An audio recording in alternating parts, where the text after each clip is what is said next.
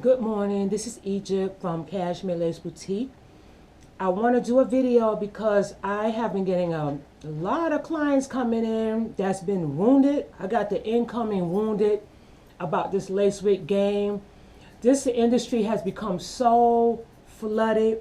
Every corner you see people selling wigs. They buying them on Amazon. They are buying them different places, and then they say they have a wig business, and they've been really killing the clients. So this is to both the clients and the stylists. I want to give up some information. I've been doing it over 13 years, so the lace wigs alone, I've been doing hair for like 40 years really. I know I'm giving my age away, but whatever. But this lace wig game has become ridiculous, and I just want to help some people who are really getting abused, and to give a shout out and give my input on what's going on. First of all, before I even start talking anything about anything, let me show you my hair. This is a lace wig, and it's been on for like going on 2 weeks, and that's just not me. I usually change mine every week, but this is what you can do with the wigs that I install. Not trying to promote myself, I'm trying to help, and I've been getting a lot of requests. And so now I'm going, because I've been seeing people coming in wounded from out there. What they're doing to these wigs is ridiculous. So this is my wig. Before I start, and I want to show you the back because you can wear it up. So excuse me for giving y'all my back.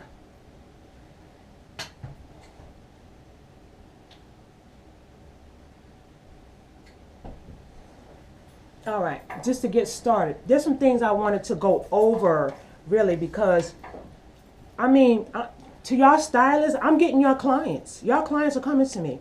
And first of all, what's happening is a lot of the people who are doing the wigs, some of them look nice. I'm not going to front, some look nice, but do they stay on? Most stylists, most people who install these wigs, most stylists who are installing these wigs are just concentrating on the front. And these are to the clients. Please do not let the stylist just take your wig and start plucking. If you feel locked in to the stylist, if you only got to buy their wigs and you got to put all these big deposits and they just want you to buy their wigs, something is wrong. Because no, if you really are true to the game, you should be able to put on anybody's wig wherever they get it from, even if it's synthetic. Even if it's synthetic, you still supposed to be able to put that wig on. Nobody's locked into buying wigs from anybody. Shouldn't be. That's bondage. So when they put them on, a lot of times, this is the clients that's coming to me that's been wounded from other stylists. They come in and they're it doesn't last. It's the back. You just can't even put the back up. The back is not even attached. It's just the front. Okay. Then they overcharging. I'm going there. They overcharging. Now I'm a stylist. I'm not Edward Scissorhands, but I can lay a lace. Not promoting myself again, but I just want to just put it out there because it's getting ridiculous. Overcharging from $150 to $250. Ladies, the ones who charging that, what are y'all really doing for $150 to $250? You're plucking the hairline, which look like it got alopecia. Plucking the parts, which is the permanent part. Putting all this makeup in the parts. Bleach knotting, all that sometimes is not necessary. Not necessary. And then you're not even attaching the back. So these ladies cannot even wear them up in the back. They can't even wear updo. Okay, the curls and everything, some of them look really nice. I'll give y'all the credit for that. Some of the styles are nice. But we're talking about the application of the wig. And so, and I'm saying to the clients, like I said, don't let them just come and start plucking on your wig. If you can't see what they're doing, if they're taking your wig like, oh, drop your wig off and I'll customize it. How are you going to customize? This is the point I want to make. How are you going to customize a wig and the person is not there? You don't know their hairline. You don't know their hair structure. I mean, how are you going to customize something that the person is not right there where you taking measurements and you're actually customizing it while you're putting it on? That's a red flag to the clients. Okay. And if you cannot pull it up in the back, for real, if you can't wear updo, something ain't right. Something's not right, because If you paying all that money, why are you limited to the styles that you can wear? If you paying all that money to get it put on. Then, and I'm just calling out now because I'm going to give some videos on how to. I'm going to show how I do it. I'm not saying I'm perfect, but I've been doing it so long. I'm settled in how I put these wigs on, and I'm not desperate for money, and I don't overcharge. People are ridiculous how they charging these women, and these wigs are not on. This is ridiculous. Sometimes when it's overplucked, it's too much makeup. The parts are wide. The parts about as wide as this pin sometimes. Then they overcompensate. It's just too much, okay? And another thing, if you cannot take the wig off, if your stylist cannot take your wig off, get the glue out, rewash it, and reattach it, then something's wrong with your wig or something wrong with your stylist.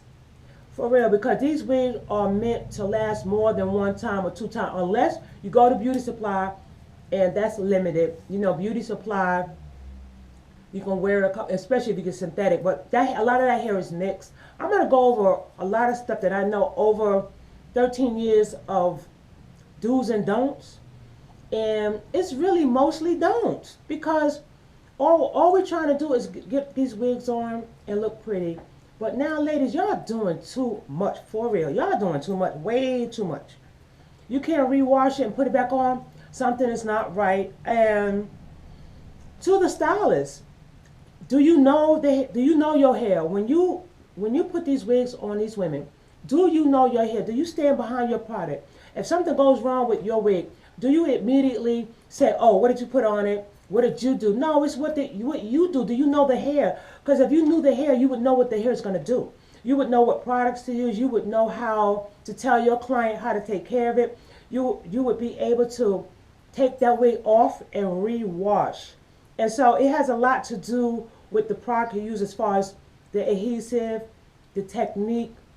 And another thing, oh my goodness, this right here deserves a whole video by itself. The baby hair. Really, y'all? Really? We are grown women. I've seen some pictures that my friend sent me last night of this stylist that's overcharging. The baby hair is chopped. First of all, a real baby don't have that much damn baby hair. And it looks ridiculous. We're not in junior high school anymore with the grease and the gel. We're grown women, supposedly. We're grown women. So all that baby hair, that is a dead giveaway. Your wig is saying, hi, I'm a lace wig. I'm not attached in the back, but I'm flat in the front. No, you're not. Actually, the baby hair looks ridiculous because there are some pages on Instagram that I've seen that everybody looks alike. The baby hair is done the same way. Everybody look alike. Everybody look alike. Either a side part, a part in the middle, all these whirls of curls, and all this swoopy baby hair. Baby hair here, one here, and maybe some sideburns. Really? For real? It's ridiculous, and it's a dead giveaway, and it's corny. And then what? You can wear that for like maybe what, a week? Maybe? You can't even pull up in the back. So a lot of times clients, I'm talking to y'all now, the stylists overemphasize it with all the curls and just the front. They do all this extra plucking, and a lot of, well, I have a lot to share, but I want to put it out there this morning because I've seen some horrors, and just like in the war, I'm getting the incoming wounded. I really am. I'm not claiming to be all that in a bag of chips and dips. I'm not, but I'm into looking natural. We know it's not our hair. We know it's not our hair, but you want people to take a second glance and say, wow, not all this baby hair, say, oh, that's a lace wig. Because come on, who's doing that now? We're grown ladies, and are you letting your stylist do that? It ain't right. It's an overcompensation because the edge of the lace probably is showing, so they try to do all, and they're not over plucking. Why does these wigs look like they have alopecia? For all those who have alopecia, for all those who have hair loss, hair thinning, including myself, it's like we don't want our wig to look like it has alopecia. We don't want our wig to look like it has cancer. Your over plucking is not necessary. A lot of these wigs now are coming pre-plucked. So I'm not feeling that. I'm not feeling that. I don't like the pre-pluck because how you gonna pre-pluck and you don't know the person's hairline? How the wigs are gonna come pre-pluck and you don't even know the hairline? Not everybody have a thin hairline. Some people have it's not a balance. Some people have thick hair for their real hair, and they have a nice hairline with full hairline, and all this swirly body wave baby hair, whack and corny. And I'll challenge anybody. It's whack. It's really whack, and it looks whack. And so I'm here. I'm putting it on blast here. So this is going to be the start of a few videos because I'm going to show how to. I'm not going. I stand behind what I do, and I'm not going to just put this out here and not show you what I do, what I'm capable of. I'm not saying I'm better. I'm just different. That's all. So I just wanted to share that video this morning, and excuse me, and let y'all know, the ladies who really need. And a lot of time, one more thing before I go.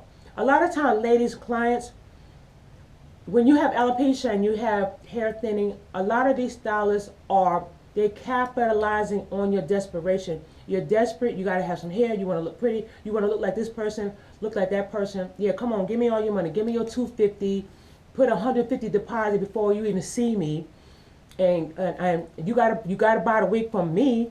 I'll customize your wig and make you look like this one and make you look like that one. They're capitalizing on your desperation because they know you're desperate. They know you need something. They know you don't have no hair, so that they're making that money. What has gotten into this lace wig game is what's making it fail is greed.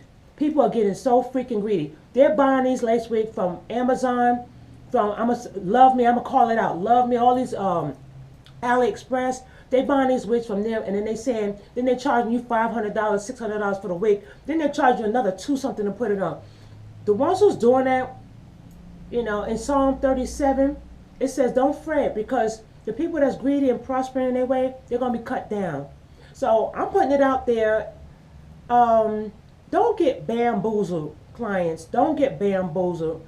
Don't be afraid to ask questions. What are you doing? How long is it gonna last? What do I need to do? Don't just sit there and let them work on your hair, and then they take all your rent money, and then like a couple of days later, your wig is pulling up. That's not happening. That shouldn't happen. Anyway, I'm going to do a challenge, and that's all I have to say for right now because I have a client coming. Yeah, should be here in a little bit. So I just wanted to put that out there. Y'all have a blessed day, and I'm gonna keep them going because I've gotten requests, but I'm just getting tired of seeing it now. It's like, no, I gotta stop this. At least if one person